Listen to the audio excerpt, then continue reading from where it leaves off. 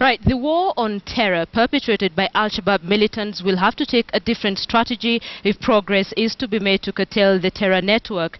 President Uhuru Kenyatta and his Ugandan counterpart Yoweri Museveni have acknowledged the difficulty in fighting a conventional war against the militants. Addressing the nation during the 52nd Madaraka Day celebrations, Uhuru said his government is keen on taking up non-military measures to tackle the Al-Shabaab influence on the youth. Ochieng has details of this story.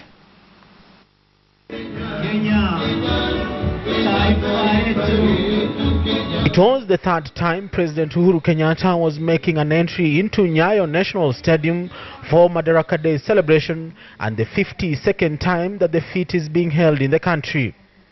Today's celebration happening in the backdrop of many challenges facing the Jubilee administration, top of it runaway insecurity that has been occasioned by a number of terror attacks within the Kenyan borders.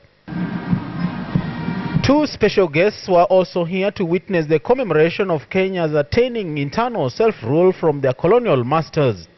Uganda's head of state, Yoweri Museveni, and South Africa's Deputy President Cyril Ramaphosa. Uhuru says it will not be business as usual in the war on terror. Huyu ni adui ambaye ameharibiwa na kupatiwa siasa kupitia dini, na sisi zote tuwaelewa ya kwamba hakuna dini ambaye inamuamini Mwenyezi Mungu ambaye inaweza kusema inahubiri ya kwamba yastahili uue au ukate shingo ya mwenzako.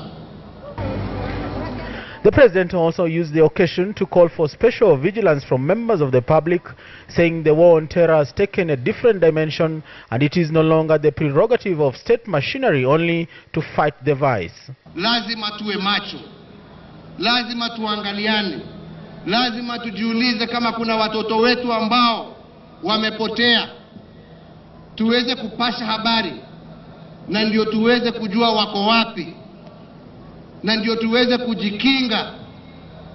His sentiments were also shared by Uganda's head of state. Hawezi kutuvamia tena, hawezi kufanya ambush, na hii ya mwisho hii ya kuua watoto ambao hawana hatia,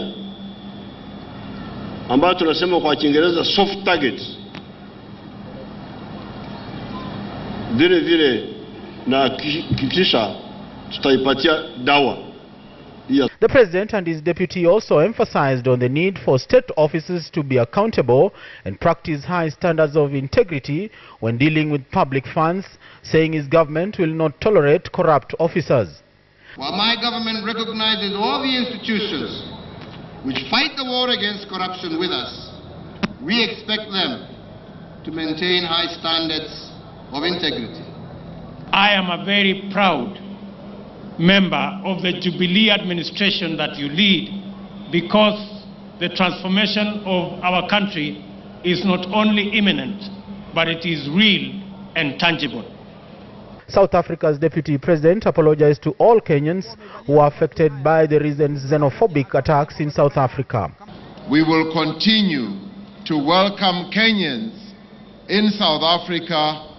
We will continue to teach our brothers and sisters in South Africa that you as Kenyans are also one of us. Uhuru assured Kenyans that his government is committed to following through and holding to account all those mentioned in a recent multi-agency probe on corruption that affected senior government officials, including cabinet secretaries.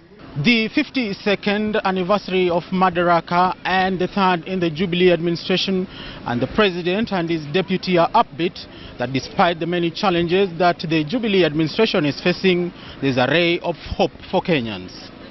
Ochieng, KTN, Nyayo Stadium, Nairobi.